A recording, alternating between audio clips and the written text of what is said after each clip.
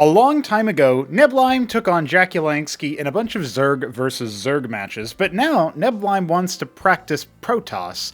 And actually, I wasn't told the races of this particular matchup before it, so I might just start this up in its ZVZ anyway for old time's sake. But we're going to go to a 4-spawn map called Paradise. This will be the first time we feature this map by BDB. It's a conversion of Dante's Peak from way back when, so if you're a Starcraft 1 regular, you've been watching for a while, then you'll definitely recognize the name of that map. Let's see how it does when fashioned in Cosmonarchy, and also let's see what happens with this particular matchup. I'm very excited about what we are about to witness here. We have 520 in the bottom left and Neblime in the top right. I don't know why jakulangski has called himself that. For a second, I actually thought that it was the old bug we had some time ago where the names didn't get properly initialized, and that was only for a brief period of time on pre-release, but still, I thought that's what I was looking at. No, turns out that is not the case. Now, it will be fast gas here for jakulangski, who will probably be going for that Larvosk first build that we've seen all the rage since Krankendow tried to come up with some ideas. Meanwhile, cross spawns, it is Neblime as Protoss. He will be in the top right, and so with cross spawn entering the mix, we're going to have to see how this map shakes up. So welcome, ladies and gentlemen. Welcome to another Cosmonarchy cast. I'm Pronogo, the lead designer of this project, and I am here to bring you some exciting commentary. Yes, crows are very big around here. Also, exciting matches, right? Content. I hope you're content with this content, because if you're not, I mean, you can always leave a comment. I do appreciate comments, even if they're on the negative side, if they give voice to somebody's misgivings. But for now, I think it's safe to say we're in pretty good shape. I actually just triaged some issues related to, potentially related to the desyncs, so that's very exciting. And that has been a long-standing issue for like late game stuff, where you get into these really long slugfest matches and then suddenly a hash appears. And so, yeah, being able to finally see those fallen by the wayside is very nice. Now, this match was also played some time ago. Let me check the date on it while we're here. Yes, on the 14th of May. So it is the 20th of May when I record this. And earlier today, and actually technically yesterday, the 19th, is when we had demoed a beta test version of Crown Link, which is that new shield battery-esque version of networking that we have. So if you're familiar with shield battery in StarCraft 1, the matchmaking stuff is not what I'm talking about when I draw comparisons. I'm drawing comparisons to the improvement in how the maps have played out in terms of like the latency and stuff. It is way better in terms of latency. I think Jack and Neblime and other such players who are kind of far away from the rest of us, they might be able to play with us on low latency, or at the very least like high, which would still be an improvement. And that alone is pretty hype, pretty epic. So Neblime is going to scout his opponent in the bottom left. And this match was not played on CrownLink, I should mention, but CrownLink is the name of the network protocol, if you want to call it that we're going with here. Is developed by a donor of ours, actually, Jesse, who has graciously allowed, been enamored with the project and has decided to explore that. It's sort of like his specialty in terms of code, so he's gone for that particular angle. Now, it looks like Jack wants to go for an expansion off the back of this. He is a little bit slow on the ball when it comes to that. He has a bunch of Zethar cores as well as a bunch of Quasis, so he should be well equipped to deal with things like this Drakodon, which Neblime is taking his sweet time and trying to evacuate. Just a little love tap here. Ooh, that was an excellent surround with the Zeths, but I was going to say just a little love tap here would help stop the shields from regenerating. Turns out it doesn't really matter that much. We've got a defensive warden in case those units continue halfway across the map, but Jack has already turned around. So I gotta say, I like Jack's opener. I like his position here. We did see the lattice get thrown down. It's going to be for Sims for now. I don't hate that idea, but it's an interesting choice. Neblime learning Protoss.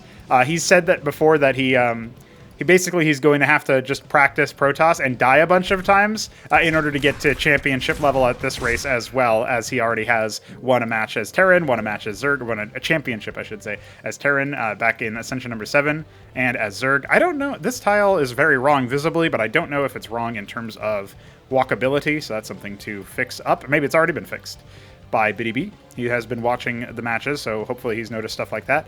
Obviously, there's sort of a reputation. I gotta shed some light on this stuff. We've had some new map makers come in, or prospective map makers, but UGK has already been making a bunch of 2v2 and 1v1 maps, and so I'm very excited about that because it seems like they're practicing a lot, they're making a lot of stuff, and the more map makers we have, the better, right? It's just obvious. And one of the things that I've been thinking about is that we have like I'm building this reputation for myself as like the guy who, as soon as there's a wrong tile somewhere, I notice it, and everybody else is like, "What? I didn't see that at all." Like one of the first things I saw when we were looking over here is that this tile is wrong at the end of this and stuff. Just didn't make, I didn't really bother saying anything because it's only visual, but now it actually makes sense with the point that I'm bringing up. So anyway, I pay attention to all that stuff, dude.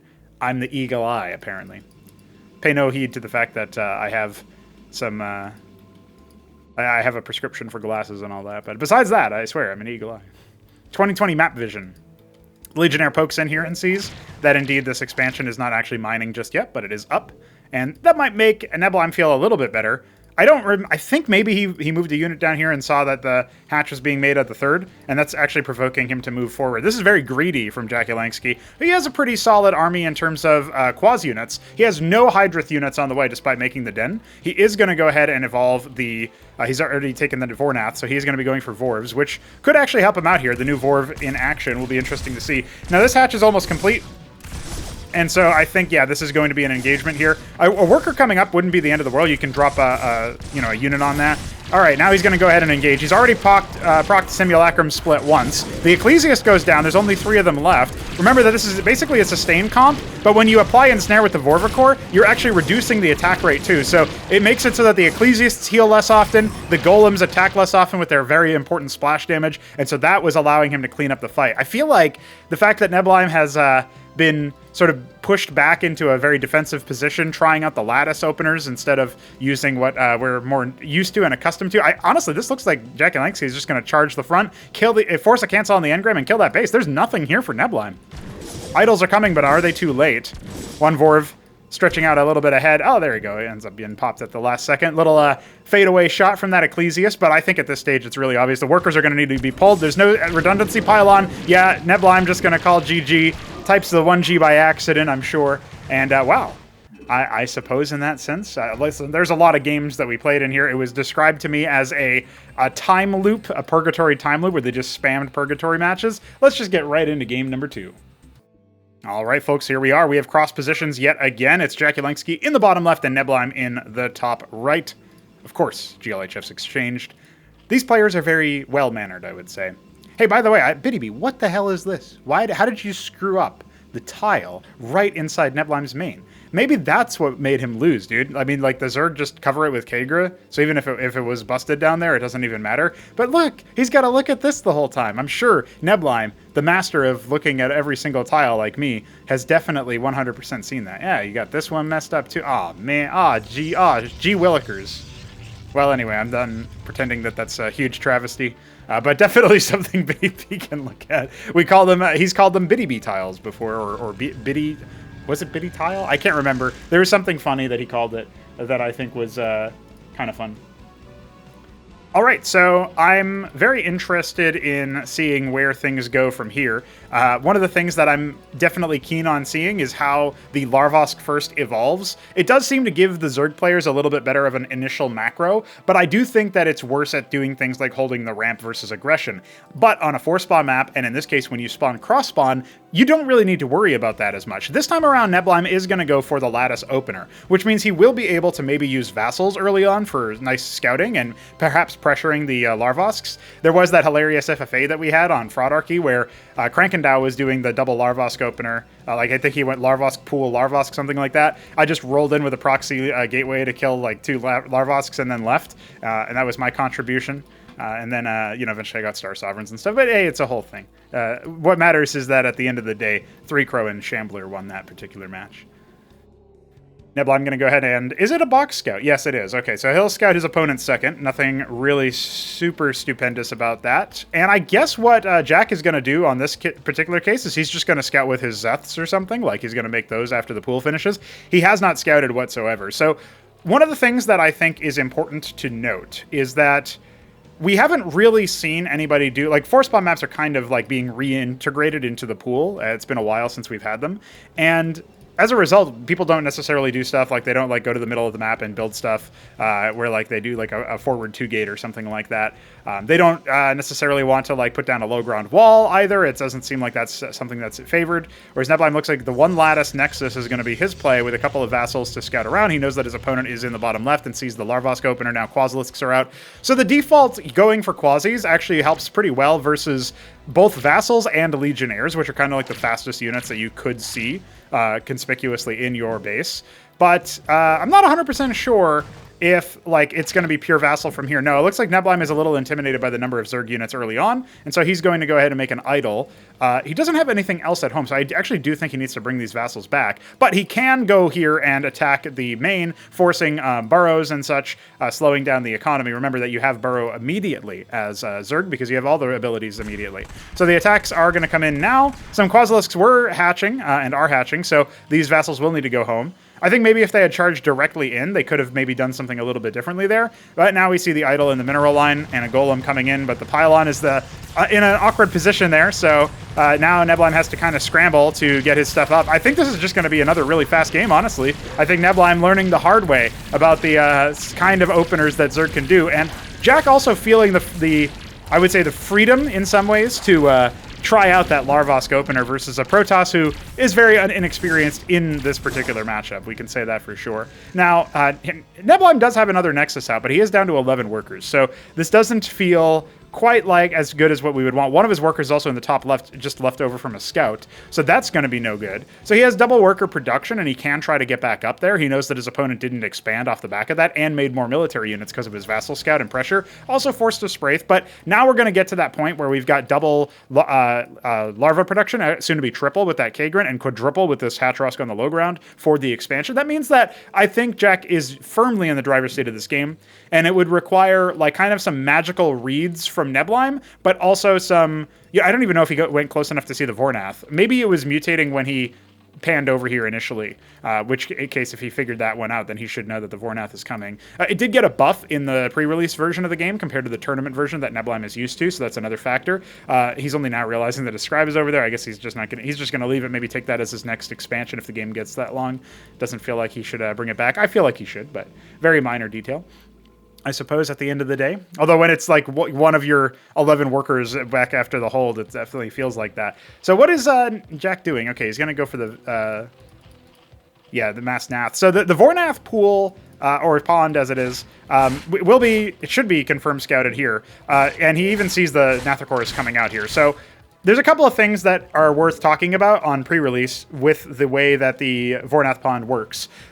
It does now cost 75 of each resource. Before it was 50 minerals and 100 Vespene. So it's a little bit more economic when it comes to the Vespene. And you always tend to have less Vespene than minerals, right? So it makes a lot of sense to go for that. Now here we have pretty good respect actually coming out from Jack. He's gone for double Spraith in case it is mass vassal commitment. And he's now going to go ahead and start putting down some static defense at the natural. And his stack of Nathrachors, which can be defended pretty adequately by the idols, are only able to pick off one worker so far.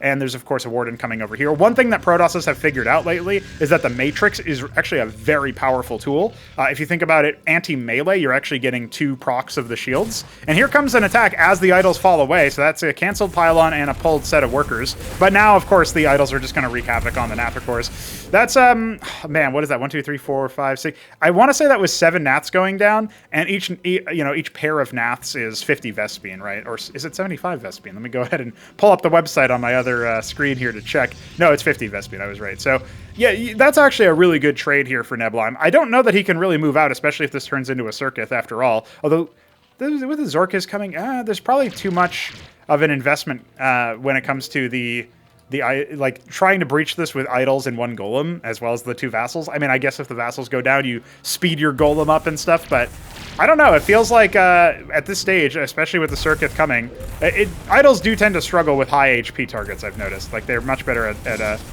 popping off some of the other stuff. So they will end up getting rid of that Kagran because it was not mutated for a very long time. There's an attempt at surrounding with the Vorvs and the Nats. I think at this stage of the game, yeah, this is definitely still plenty here for the reinforcements. And Neblime does have a rogue gallery about to come online as well as a second lattice. If he can survive with a couple of these units and they don't just get annihilated, at least not without trading down the army, then I think he's still in a playable position. But again, I would still say that Jack, despite being a little bit un-aggro in this stage of the game, has an advantage. He's got a very big bank. He has a Zorkish Shroud, so he can go for like Mass Lakiz, Mass Gorger Core even would be really nice here.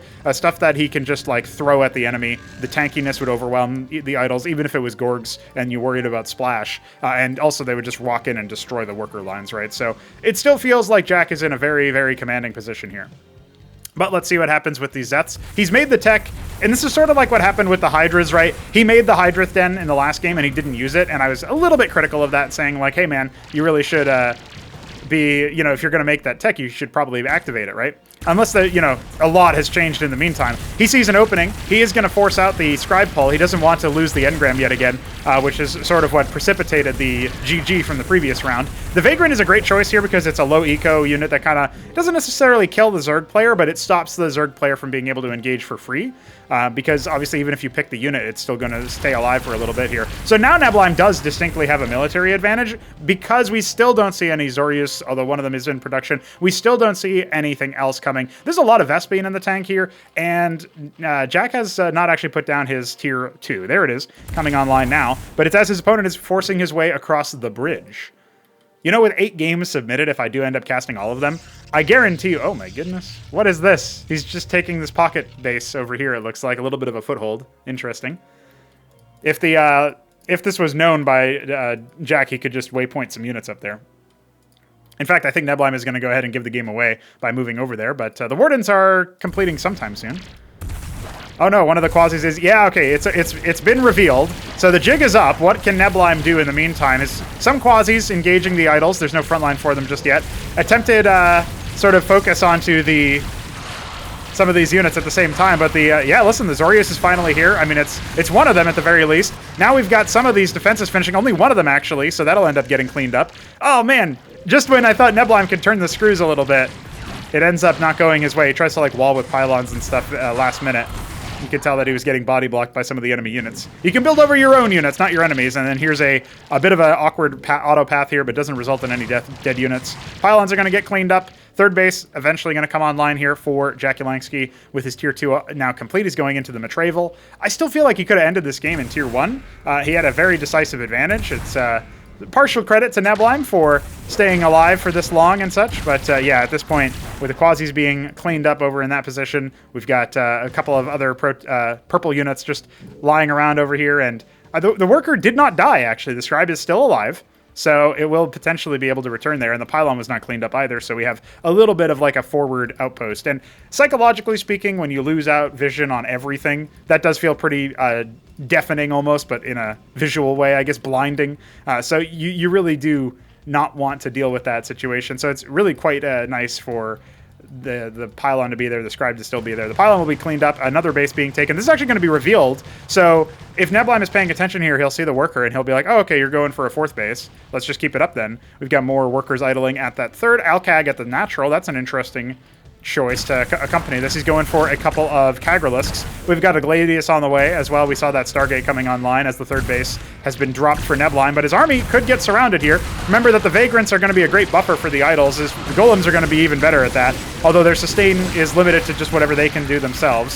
So again, we don't have any Hydras or anything. We don't have any Lakizilisks. So there's not really a great choice here for Jack, militarily speaking, to out-sustain his opponent and also to burst down the heavier hitters. We have no static defense being set up here at the 3rd base. Kagralisks are coming, but they're a little bit too late. Some Zets are here as well. The workers are just going to get cleaned up. There's not that many over here. Worker count still in favor for Jack. The question is, can Neblime kill this Hatros? Because he doesn't really have great damage versus armored targets. Now, 4 Kagralisks are here. I think they'll be able to deal with some of this stuff. He does have to watch out because the Zets are hatching on top of his units and kind of displacing them a little bit. Now we've got the Vagrants being focus fired. You can see that what the difference is made there by the Kagralisk. And there you go. Okay, cleaned up the attack. Now he can remax on the workers if he wants to, or he can just go hard into military with 1,200 gas in the bank. We only have 1 Gladius out right now, it looks like. Another one on the way. We got an Engram and a Matrix being put down over at the 3rd base. This guy's still hanging out in the top left, so Neblime not going to go ahead and give up on the dreams of the proxy base just yet. And we've got Matroleths on the way here for Jakulangski. Weird to say it and Matroleth and not say Neblime. I'm going to have the same issue of talking about Shambler as Terran or Protoss because I'm used to him being Zerg from way back. All right, the Cagalysks are maybe a little bit too far forward here. They don't have any chaff to sort of occupy their time. And indeed, okay, at this stage, we do have the golems going down, the front line going down, but, you know, you only have the 4 Cagalysks, right? So you really need to concern yourself with that. Matrolets out, but where is the flood of other units? 7 Cagalysks being made. I guess you can try to mono-battle it out a little bit. Zeth spam would be very nice. Definitely need more workers in that respect. We do have some capped geysers here for Jakulangski. He's capped 3 out of his 4 geysers that are available to him. He only just now set this up. Indeed, top left is going to be taken by Neblime. That's an interesting base. I guess you'd call that one the 10 o'clock position. And so that 10 o'clock is being taken there. We've got Kabbalists coming. Big fan of those. Gladius stack continuing. Embassy finally showing up here. Much later than you'd normally see from Protoss. You can tell that Neblime is still sort of mapping out his own path here. The Embassy is something that he's known of plenty of times, and he wouldn't bat an eye if an enemy Protoss made it. But him specifically, he's not used to necessarily making that. So, and it might be an open question as to whether or not it's even required, but it's definitely something that I think is quite useful. Now adding gateways too. Think about this, gateways at 13 minutes. The first couple of gateways. We have Convalisks out. They are... honestly, the Convalisk is like a sleeper unit. It's very, very potent in terms of its like power, but it's also very expensive in terms of its Vespene cost. So the Cabalist gets dispatched elsewhere. It's going to go ahead and try to focus on attacking the enemy at their base, at their weaker points, I suppose. The Zets are getting chewed up by the Idols, so that's working out pretty wonderfully for Neblime, but now with the Cagralisks focusing down the Gladiuses, this could be a deciding factor. I mean, he's got one Cagralisk up at the top for some reason. I don't know how that managed to happen. And the longer this battle goes on, the worse the ground units are going to do thanks to that. So where did those Kabbalists end up? I see one of them has gone to 6 o'clock. I don't know if the other one just got cleaned up at the natural or something like that. I don't really see any, I'm panning around, I don't see any corpses or anything. All right, now the Cagralisks are indeed going to go ahead and be forced upon by the Protoss, but I don't think it's going to be enough for Neblime to clean this up. Remember, the Convalisks spawning those Rilla Rokors, and now we even have the Matrolets here to use those corpses from the Rilla Rokors in particular, put them to good use, I would say. So, trying to get the Gladius to hit, but now we've got the Ensnaring Brood on the Cagralisk and the Convalisks. That's going to apply Ensnare as a debuff. We have the Kabbalist revealing itself in the main, getting a couple of frags and then moving to the natural. It looks like some Zealots making their way to the front line quite late. More and more Vilgalets being created by the Matrolets, so we'll see how many more Rilla Rokars we can actually make. We've got an engram over here for plenty of splash damage, but the Avigalisks have arrived, and these guys are basically base busters. You can kind of think of them as slightly mid-range sort of Zoryustalets in terms of their health pool. They have a ridiculous amount of durability. The Gladius is getting a lot of value from its bounces, and it's not being focused down right now. Remember, there's not that much anti-air here. In fact, I think that was the last anti-air of the whole thing, because okay, there's one Cagralisk left, there is one Convalisk left, that's it. So the Gladius might be able to try to stack itself up here, but the third base going down. I don't know if Neblime can do much more from this position. You can see he's trying his heart out. He's building so many different units, and compared to Jakulangski, who's not building anything. Fully focused on trying to win based on this attack alone. Flash shielding is kicked in for that Gladius, so it's just fine. Some of the workers end up getting evacuated. The engram up here is going to be yet another force for Jakulangski to deal with.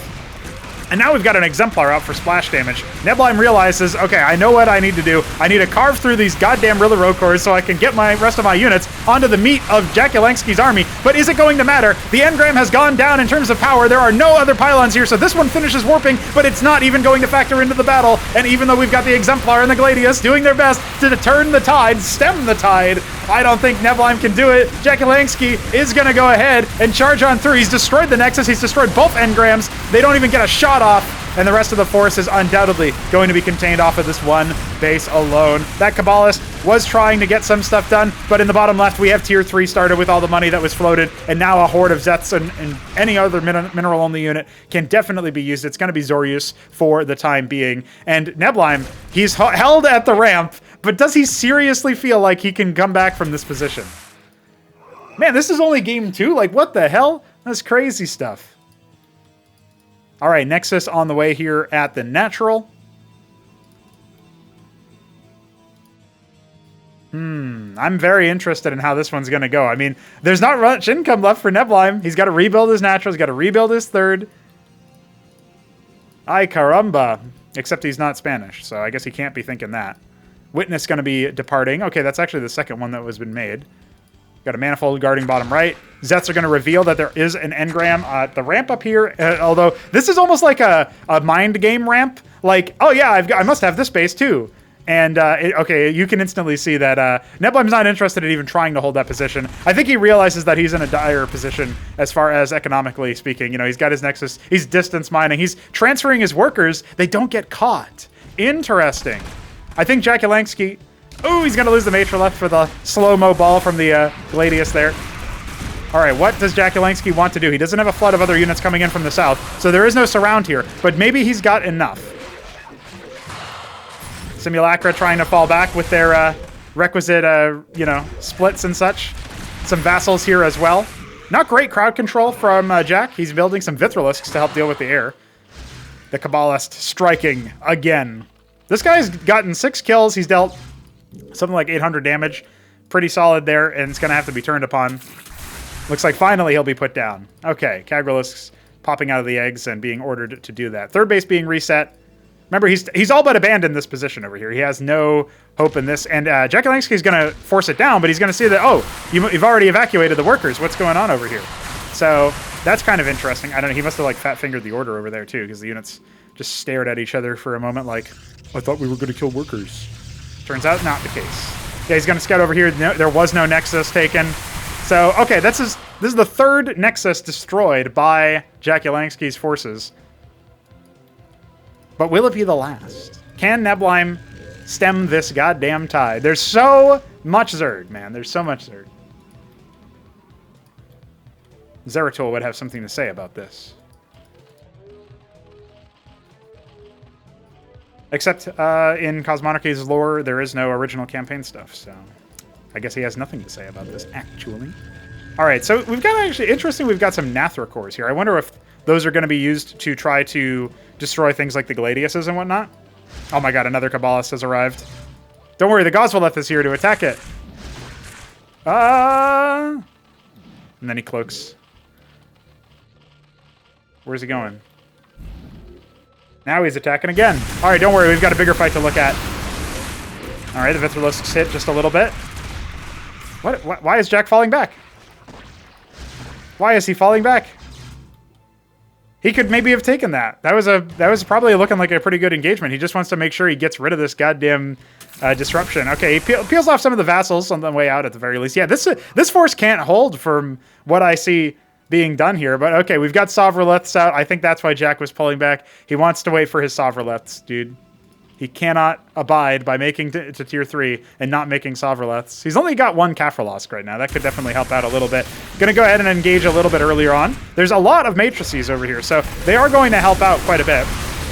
But are they going to be helping out enough? The air units are on top of the ground units. Remember that the Vithralisk spreads those debuffs there, so the armor is being rended, and on top of that, the attack rate is being slowed ever so slightly as well. So you got to watch out for that, because that's how the Vithralisk works in Cosmonarchy. It's not the same thing, and we very rarely see it. Is this going to be enough? I think so. I think Neblime is going to crack before the Sovraleths arrive. They are coming across the map for trying to gobble up all of those corpses, and Neblime, your 3rd base has fallen again, man. The Sovraleths are here to start turning those corpses into more Sovraleths. GG has to be called. That was his whole army. He had not enough in the tank to get himself through the rest. All right, man. Well, see, that was an interesting game, but I do have to mention, I have to say, I have to put it on the record, that jakulangski should have been able to win that way earlier. I think in Tier 1 he had the opportunity to.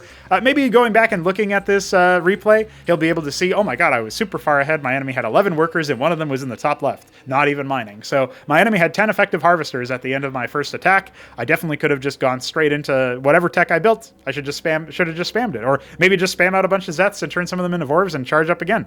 Either way, though, an interesting situation. We got to see some of that Vorv stuff. We got to see Neblime with a new look to himself as far as trying out Protoss. Have no fear. There will be more parts of this bad boy.